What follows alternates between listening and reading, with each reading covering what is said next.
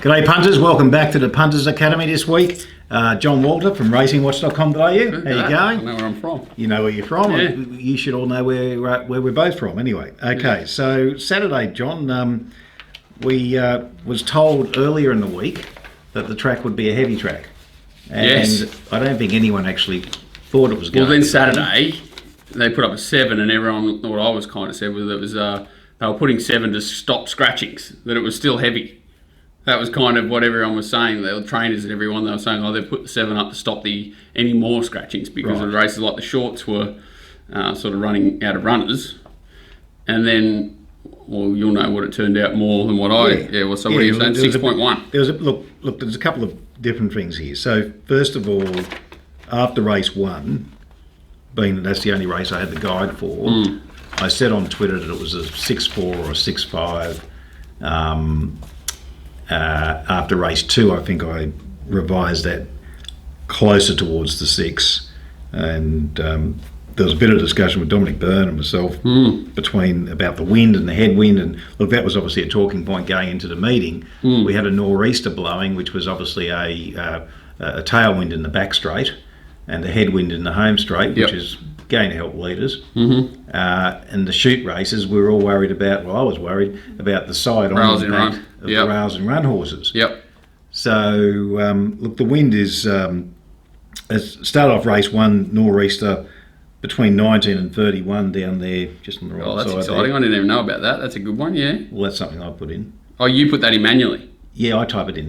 Jesus Christ. There's a... It's all too much for me. Yeah, okay. So I moved around a bit. That's good. I've actually got a tool that brings that data in, if you like.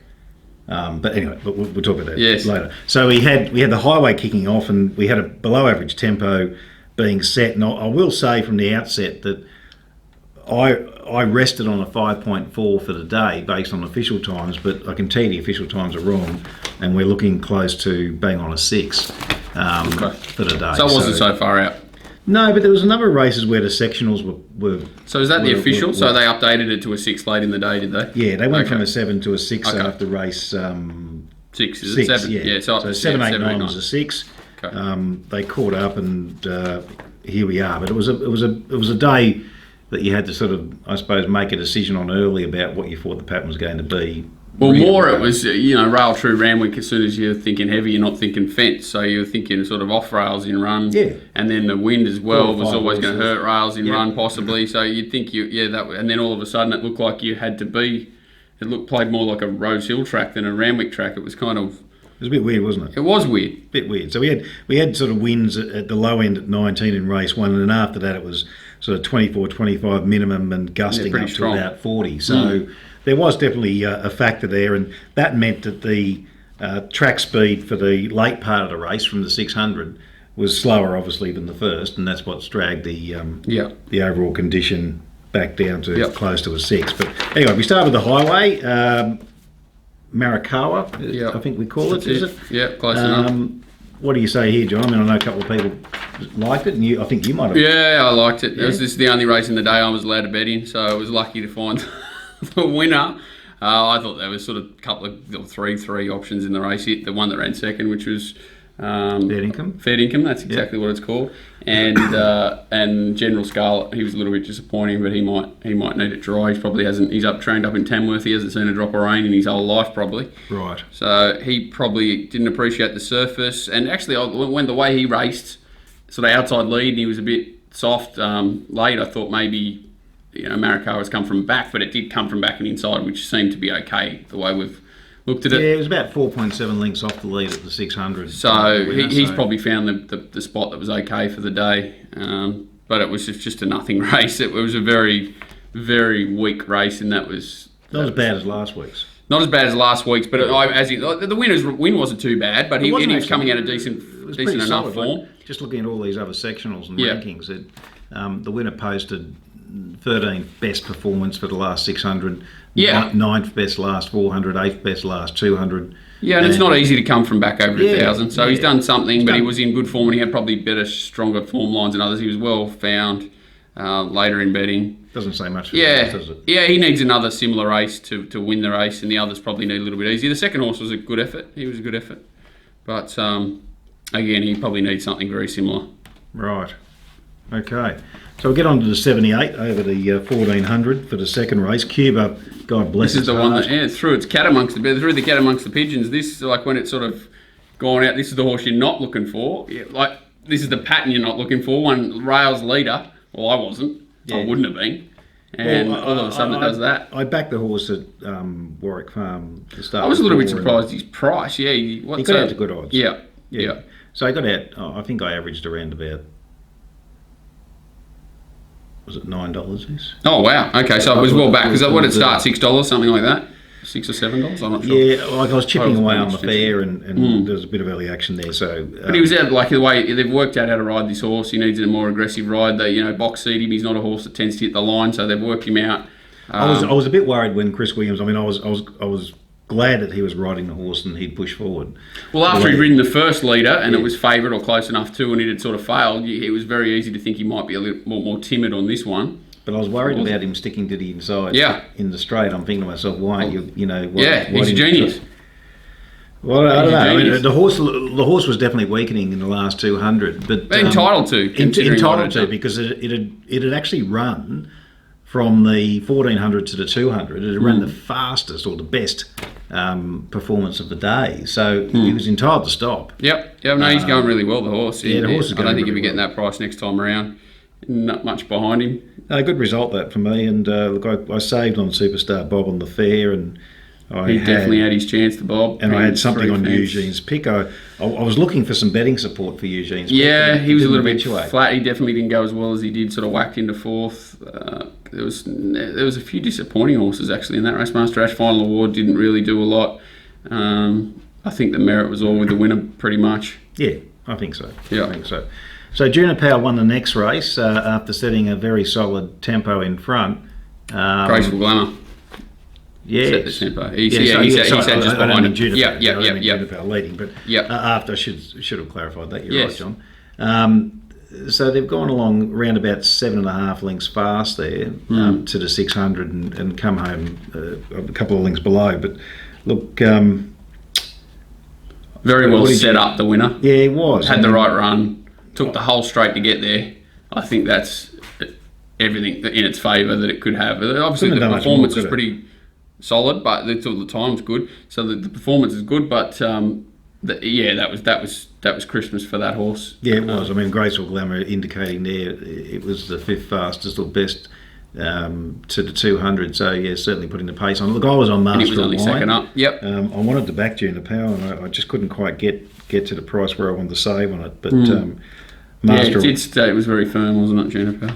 Yeah, Master One, and the other horse I backed was Penske. Once it got out to about 9 or 10. Yeah, I don't know what the go. They Yeah. decided to take a sit with that horse a Yeah, couple I of times. I don't think that's his go. I think when they revert back to his old pattern, he'll probably improve because both runs back have only been okay, ridden behind the speed. I was surprised that they did Changed that. their tactics, yeah.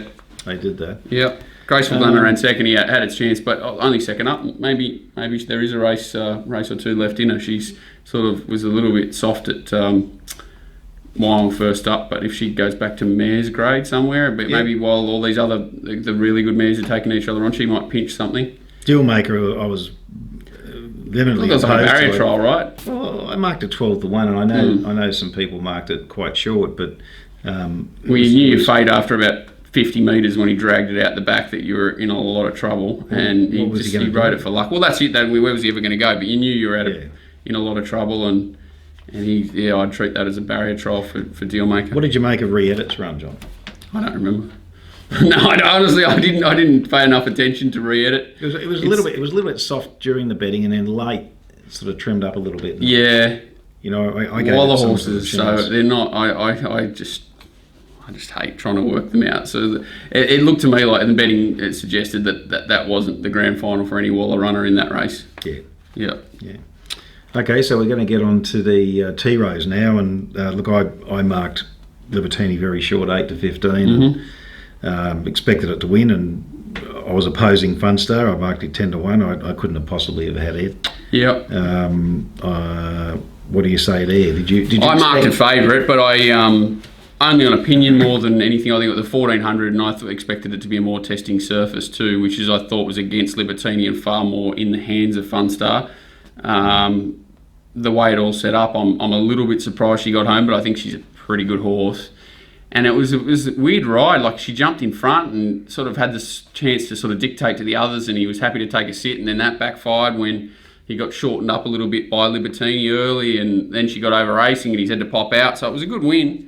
Fun star. And coming to the Benbow, I mean, where they were placed, who did you think was going to win? I mean, I would have thought Libertini would let down better than that. But... Well, 1400 was also obviously always a query, but with the ease that she got there and the way the others raced and a little bit again, you'd expect she definitely had a chance to beat them. There's no doubt about that. They won't run it over 7 furlongs again, will they? You wouldn't think so. Not this preparation anyway. You think he'd find maybe a Coolmore or something like that. I'm not sure what he'll find an option for it, but you wouldn't think it definitely won't stretch to the mile. And probably went well to meet those horses. Probably went really well. There was another that horse we talked about, Emerald. It sort of drew the ordinary gator thing again. Well, it ended up out the back anyway, Emerald, whether it jumped cleanly or not. It's an interesting horse. I don't know whether if it draws a gate in a flight stakes, it can run a race. It can run a race. But you'd think it's between probably a Fun Star, unless a horse like Flip runs this week and backs up, or Tenley comes up from Melbourne. I think still Tenley's got a bit to make up on those two. I think Fun Star and probably have a mortgage on the flight stakes market without looking at it. Was there a vet issue with Probably going into that race? A vet? Yeah. I'm not sure. No, I think it ran out here and a couple of weeks ago, and they sort of said it was basically having a barrier trial, run fourth or something. It ran with Let It Pour, and then it's the one that's definitely improved out of sight. I think they'd like their time again, get off and to run Flit in that race, considering like barrier one, wet, heavy track. It was looking horrible. Ended up barrier one was okay, and it was not. It was an improving track. They probably would like their time over again and would have accepted with her on Saturday, but can't do that. Not much else to say about that race? No, it's all pretty straightforward there. I think it's all pretty exposed. So Colding won the Bill Ritchie, got home, and I'm a little bit dirty on myself. I didn't save on this horse. He got out to silly odds late too, so he got out to sort of $9 or something, didn't it? It was quite surprising. I was wanting to bet around Cascadian, and I had a market query advantage, and the horse I backed in the race early in the morning was Purple Sector. Yeah, he ran well. It was well backed, and it ran well. I saved on Desert Lord, but I should have saved on Colding, and I didn't. So I was with the Frenchie, and I knew I was out of business after about 1 metre when it was last. But he frustrates me, Kay McAvoy. He's the Jekyll and Hyde for me of all the riders. He's obviously a great rider, but he's just, when I find him, he tends to put in that the one where he's unlucky, and then he comes out and rides the same race on a Villiers and looks like a champion, gets the split, and then he rode Finch the same way. So Cascadian just went like a mad horse. Well, the way the race was set up, I think if he had followed Colding and got to the outside, I think he's nearly wins. But you'll never know. Desert Lords, it did a lot more work in the run. It's gone too quick. Yeah, they've gone 100 mile an hour. Cascadian's out the back with Colding, and you'd expect them to go left, not ride for luck when they've gone that fast. You know what I mean? So that was the only sort of little bit disappointing for me. I think the jury's out on him. He's not a horse you want to follow with confidence, Cascadian, because he's got no early speed. He's just a nightmare. So Colding was a funny one. You watch G Boss look to be really quiet on him, and the winner got away from him when Nash went for him. The winner, the second horse, Fierce Impact, got away from him, and then it looked like it just dug its toes in late, and Bossy looked a bit of a passenger on Colding and seemed to get there under his own steam. It was a bit weird. So I think Colding... The betting on Fierce Impact would have been short at that point, wouldn't it?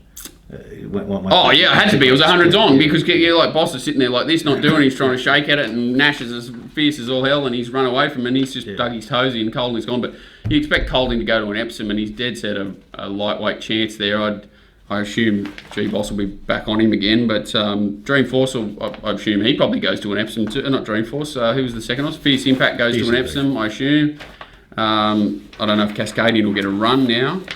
There's a few of those horses that will run well, but all of them were pace assisted quite heavily. Yeah.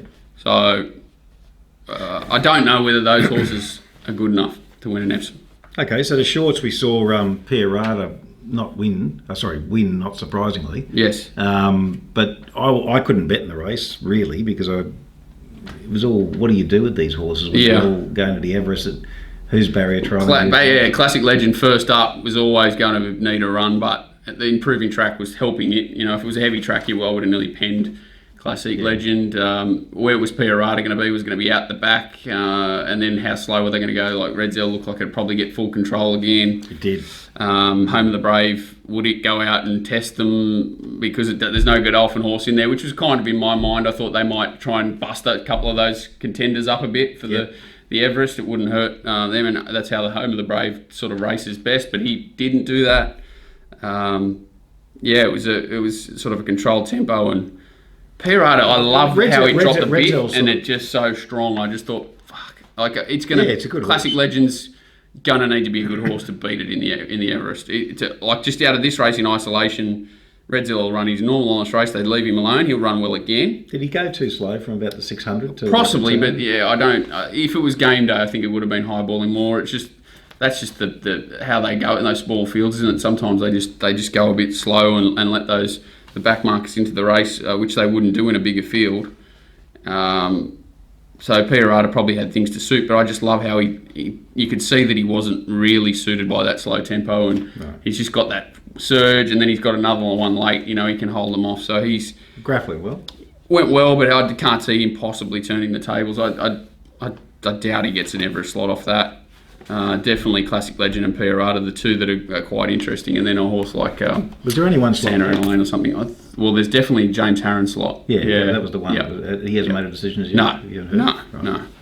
I think Coolmore haven't decided what horse they've got as well. So there's Coolmore will most likely put their own horse in, but James Harron's the only open slot that's still around, I think. Right. Okay.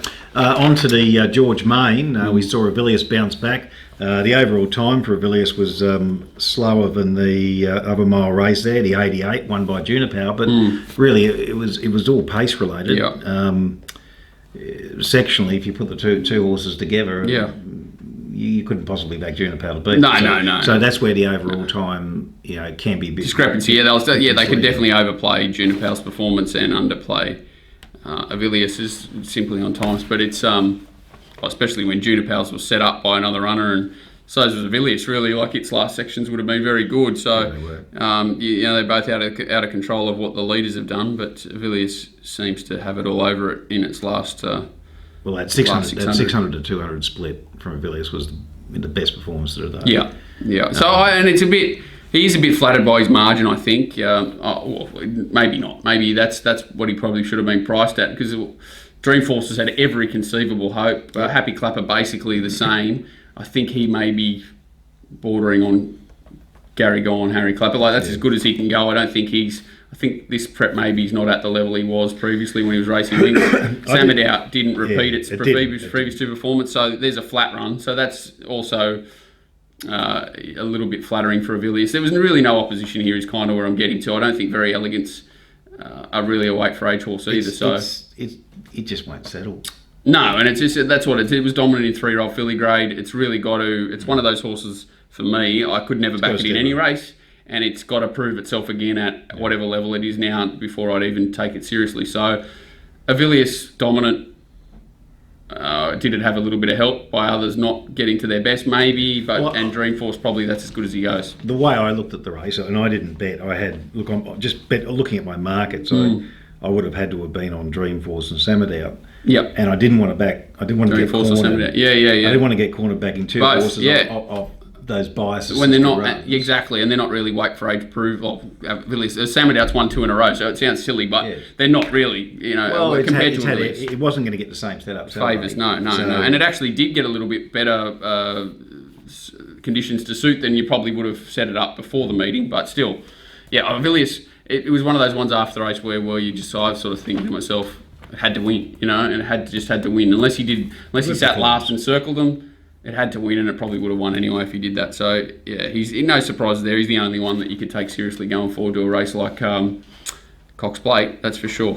Righto. Nothing else you want to say about that race? No, Samadou, you got to forgive it a little bit, probably off its 2 runs. It's, put in good time, and if it goes to a race like the Hill Stakes or something, it can be competitive still. So then we went to the Kingston Town. We saw the speed on there. Finch was able to get away and win that and sit pretty close to the speed. Look, our map had it pretty close, but I think a lot of people may not have. This was a race where it proved to me that it was very difficult to come from back and wide. It was, these sort of staying races where it's usually over-exaggerated the pattern and horses like, what's the name of the favourite? Supernova. Yeah. So Supernova, he was... Bit sick. Yeah, well, he didn't run on, and the only horses that really did run on came 3-4 inside him, which was, there were two horses coming together, Big Duke and the filly, the Scarlet Dream. So they come together sort of about 4 or 5 off, and they were the only ones, that looked to be running on a little bit late, whereas the rest all were leader behind lead, it's 2 or 3 lanes inside, and they just did their thing, which is kind of weird considering they have rolled, but there is still a bit of merit in the last section too. They've run well. I didn't like Supernova. I had it 12-1, and the horses I backed were Come Play With Me and Stampede, which I had 11-2. Yeah, Come Play With Me was a weird one. It went so well the other day, but the way they ran the race on Saturday, I thought it would be in the finish for sure. Yeah, that's right, and it wasn't, and it was probably. I don't know, those horses that come out from WA are really aggressively priced when they're going to Waller, but there was merit in his first up run. Wasn't a race I really liked the look of, and I was very happy not to be allowed to bet in this one. Does it need a Metropolitan now? Yeah, well, it'll go there. It'll go there, but I don't know how it beats the winner. He's pretty adaptable. Stampede probably had everything in his... Well, he's run time and carved out time, but that's him. He's run well. I don't know, 2,400, probably 2,000 metres is more of his liking. He'll probably find a race that he can run well in. Karzoff certainly had its chance. Grey Lion ran really well off a break. I thought it's probably a dangerous horse in a Metrop. Who else? Scarlet Dream runs. I think it's going to just told us back up this week, so it'll back up this week and look to get in that way. Who was the other horse? Big Duke. There's all those sort of usual suspects. Scarlet Dream and Big Duke ran the numbers, and Girl Tuesday went okay as well. Yeah, Girl Tuesday's a dangerous horse. I'm not saying it had a barrier trial, but it was treated that race with a bit less respect than others. I think Saturday it's probably an interesting horse too. I think it's definitely serious metropolitan form. Yep. Yeah, the horses out of this race will run well in the Metro. Okay, so into the last race, the 88. Sweet Scandal was able to win here, and despite Brock Ryan... it's kind of surprising doing everything to get it beaten. So it's that wide, off a spell, I think it was first up, so it's wide. You couldn't do that on the day. Obviously the time wasn't great and the final sections weren't great, and that kind of what adds up that it did what it did, but it was still surprising to see it getting over the top of more favoured runners with more favoured riders, considering the run it had and the way the race and the pattern of the whole meeting. So I don't know. It's a bit of that sort of horse. It's a real genuine racehorse, Sweet Scandal. It started out a bit of a nonny, and it's just developed into a tough little filly that sticks its head. I think it's a filly that sticks its head out. I don't think there's much to take out of this race myself. No, I thought that Improvement would go very close, and the horse of Bjorn's prime candidate may have just peaked on his campaign. He was a little bit flat on barrier one. I had him in the numbers, but I was a bit against him because even though it went to the 1400 the other day, and you could say it didn't run it out, but it had a picnic in front of it. It did, but then the Sweet Deal's come out and won that Group 3 since then. They won the Tibby, so it was like this and that. It was like yin and yang. Yeah, yin and yang, and that was him. I think I wouldn't be surprised if he went for a break now and right here, and he's just jury's out on him a bit. His racing pattern and manners are getting in the way of what everyone thought his ability level was. Yeah, so I went into this race hating right here, and I would have been the same. I never seemed to get that right. I stepped into Grey Worm as soon as the official markets went up. You're probably stiff because it was probably the run of the race. You just couldn't get him to settle. Yeah, with that other horse there driving him out. And you make me smile. I had something on it. What was Tommy Berry doing? I know it was a bit slow. Yeah, he had no intention, which considering the way it was ridden at its previous start and how well it went. Well, I actually was thinking, okay, Tommy on today, replacing Caffey. This is a bit of a tip. Positive, yeah. And I thought he'd go bang. I thought Tim would sit outside him, which would be good for him. Yep. And then Grey Worm, I was a little bit against because I didn't see a spot for it. But it was totally thrown on its head at the start. And then Grey Worm, he didn't want to lead. And then so Tim's sort of forced to drive, and then he couldn't get it to settle. And it was all a bit crazy, the race. But it's just, I'm a bit surprised considering the setups and how well the horses were going into that race, how poorly they've they've really gone. So maybe a bit of a crossroads for a few of those horses, and It you can't is. knock the winner, even though. No, you can't. And Even look, though the times and that are bad, it's done something that others on the day struggle to do. So there's no doubt. Look, I marked a winner 50s. And Yeah. I was wrong. yeah, oh yeah, that's right in hindsight. But it was a poor race. So it's a bit of a funky race, but that's the horse that can. I wouldn't be taking even money about it wherever it goes next start with confidence, but I wouldn't be knocking it. Don't give a damn. I spec it. So it was first up, right? And it's first going up. Kosciuszko. Yeah, that was a pipe opener. Well, it's going back to country races only. So I don't know. He's a funny horse on his day. He's a hell of a horse. He's a group horse on his day. Whether he's seen his day or not, Danny Williams is a really tough trainer for me to follow. He does some things that others don't do. I'm not saying he's a poor trainer by any means, but he just has his own way of getting horses to grand finals that others don't seem to do. So he's hard for me to line up, but. Sun Craze was What very does this horse easy. do? What is it? 3 weeks? 3 weeks? 4 weeks? What is it? 4? When's the 3? 4. 15th or 19th? So it must be 4 weeks, 4 Saturdays to the Everest. So he can have another run Yep. or a trial or something. So jury's out on him. And you make me smile. Back to Cappy. Yeah, it's a funny horse. I think its race was last start on that one. It needs a bit of help. It needs leaders track or wet track and needs to be let run. That's all it is. It's definitely not a horse that can run past horses, I don't think. Yeah. Okay. Well, that sort of wraps up anything. Yeah, it was a bit of a nothing meeting, but I think probably the feeder race is the Kingston Town to the Metrop. The Bill Ritchie's always a feeder to the Epsom. I don't know whether it was as strong as a feeder as the Kingston Town will be for and obviously the shorts. So there's a few feeder races to bigger races and of the T-Rows to the flight, but I don't think there's any real secrets that we've uncovered to any of them. I think they're all pretty straightforward. Right, we'll talk about Caulfield Saturday. Some of the performances there. Now, in the first race, we've incredibly slow time for shared ambition, but reeled off some really strong sectionals late. Did you get to see the race? I didn't, to be honest. So an 1800 and they've gone out 16 and a half. Yeah, nearly Jesus 17 lengths Christ. slow. It was a bit of a joke, but And this horse has come from a little bit off the speed by the look of it, so its performance might be okay. yeah, it was about 4.8 lengths off them at the 600 and still a couple of lengths off them at the 400 and has run some pretty strong sections. Yep. Second best for the day, last 400, 200. So the pattern here a bit from what I saw was a little, you wanted to be probably just off speed and just went with cover ideally. I know that the Group 1 winner sort of sat a little bit closer, but it looked like it was difficult to lead on the fence. Yeah, I haven't actually done the bias. For Yeah, that, okay. but Yeah, that's just from what I saw. Yeah, I a didn't. bit of So yeah, like observation. Skidor sat off speed wide.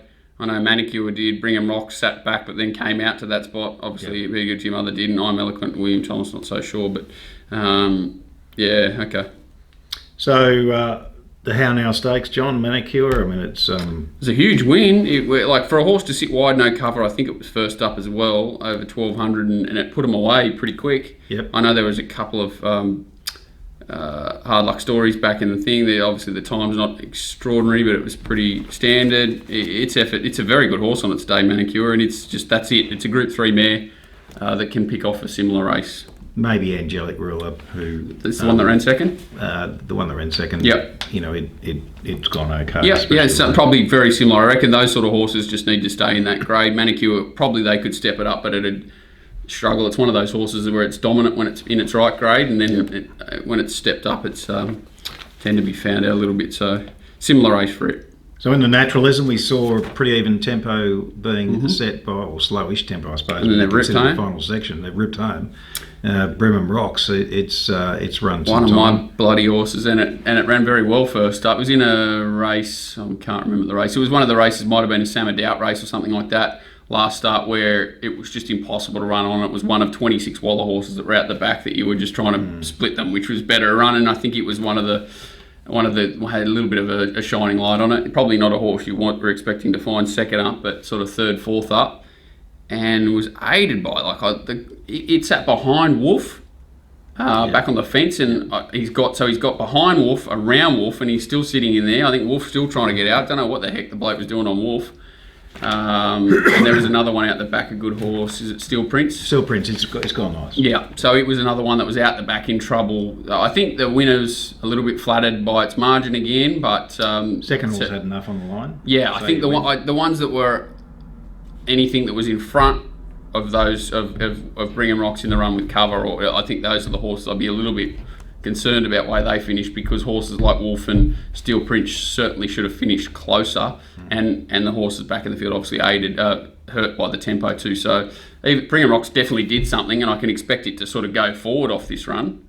But there's a few on speeders that you'd be a little bit worried about in similar grade. That Nerf Bosk, is that how you pronounce it? It's finished just behind. Yeah, yeah. It's gone very, very well. Yeah. So the ones back in the field, definitely a building run for them, going to a similar. I think Field will be on the. That might be the horse I was called about this morning. Who trains it? Can you tell me who trains it? Yes, I can. If it's David Hayes, I'll be very interested. It is David Hayes. Yep. Okay, so that's an interesting horse. I know it's sort of heading towards the Metrop, I think. So a few of these horses will show up in Sydney. A few will stay in Melbourne and be on Caulfield Cup Path. So an interesting feeder race, and anything that goes back and strong late can be followed because of the really strong last section there. There's a lot of merit in this race. Like etymology was okay. Yeah, forgivable, absolutely. So the ones on speed are the ones you probably want to be looking around, going up in distance and into similar races, but the ones that hit the line, more importantly, are the ones that are of interest. We saw a real horse here. It'd be good to mother winning the Rupert Clark. Yeah, I know that plenty of people would have gone. It was well backed early. They were very keen to make sure that they got in front of Age of Chivalry. Yeah, well, it was the early in betting, it was like $3.80 to $3 early, and then I'm talking about this is Wednesday, Thursday, Friday, because everyone kind of mapped it, I think, in the right spot, and then the winds come, and they were all, and then he wanted to be in front of Age of Chivalry, but didn't want to be on the fence. He actually rode it pretty well. I think he got a bunny with Iconoclasm, came across. I don't know if they expected Iconoclasm to do what it did, but it probably helped it the way it was. But it was really dominant late. I was kind of surprised. I thought the race would set up better for horses like your Amphitrite Deprives come home, and it really didn't. They controlled the tempo. Actually, no, they've gone 1,000 mile an hour, have they? Is that right? They've gone very fast. Oh wow! So there you go. So they've had their chance. 14 so lengths. What a weird race that is. So I haven't. So I mean, Be Good to Your Mother and Age of Chivalry have done well. Because to the eye, it was a race where they must have controlled it, even though it didn't look like they did, because the back markers just never got into the race at all. And Iconoclasm, after sitting at pace, has run last and been beaten. Okay, so there you go. Okay, so and then I'm assuming Age of Chivalry sat third in the run. Yeah. So they've sat second and third in the run behind the third horse that's ran last. Yeah. Okay. Wow. There you go. So it shows you in these sort of handicap races, when horses are well prepared, they can do some extraordinary things. When they're like, I think he's only had 52 kilos or something in that race, hasn't he, the winner? Declan Bates had, I think, ways to get down to that. Yeah, so he's done a great job. The horse has done an exceptional job looking at the numbers. Where I was looking to forgive Amphitrite and horses like that were out the back and wide and never looked to get in the race, it's hard to be too forgiving of them, even though the times are there to say the race is strong. They really did have their chance to catch if they could. Take a look at a horse like Amphitrite. It's where are we? Just make sure I get on the right line here. Yep. It's to the 200. It was ranked 12 on the day. Yep. Be Good Dear Mother ranked 1. Yep. Last 200, Amphitrite ranked 75. Be Good Dear Mother 77. So there's So he had his chance to the other horse had everything against it, and he's had everything in his favour or her favour. So they've done something similar. Yep. I don't think you can forgive it. No. So those horses with those racing patterns, they're nightmares. Whereas Be Good to Your Mother, you know it's always going to be, but that could well be its grand final. Like at a performance like that, where does it go? Where does it go? You'd want it to. It's not a horse you'd be saying, I'm backing it again wherever it goes next time around, because that may take plenty out of it, a performance like that. And then one more race to look at, Jim Maloney Stakes, which was the 7 furlong fillies race. Poor times here, poor. Everything poor. On a day where most... Pretty ordinary. Yeah, so gone out average, come home slow. And... Run slow. And... sectionally, I suppose the only thing I could say in that whole race is that this horse Tragic, I think it was Tragic, is it? Maybe I'm wrong here. No, I think no, it is the one above Tragic. A Fair to Remember. Last 200. Okay, but really, they should have all been able to run on. Yeah. With that poor sectional. So so it's a pretty horrid looking race on paper compared to most. It's the best of the worst. Yeah. In that race. So. So your Rupert Clark, it looks like it was So the upside down and weird is that this is a race that proves that don't believe your eye at first look, because I not that I had a look at it at all. I'm surprised of how quick they've gone there and how slow they've come home. So I think that from a going forward perspective, the Naturalism's the one that's of most interest to the staying races coming in the next few weeks. A race of good quality on paper. We've talked about quite a number of runners, that can. So the two races in Sydney and Melbourne, similar, was that both 2,000 metre race? What was it called? The Kingston Town. Yep. Yeah, they're both going to play big parts in the coming weeks in your races, in your big handicaps, Caulfield Cups, Metropolitans. Yeah, and very different sort of. Even though the overall times are very good, similarly comparable. Yeah. With the Kingston Town and whatnot, the pace shape of the race is almost inverse. Absolutely, isn't it? Absolutely, it is, and you're going to find, and it was difficult to sort of. You got a pattern in Sydney where it was difficult to run on from back and wide, and you've got a pattern in Caulfield where it was kind of looked a little bit helpful to run on from with a bit of cover and wide. So yeah, it's good. It'll be interesting to try and put it all together. Yep. Yeah. Okay. So that's the end of part one. We'll get back to part two for questions.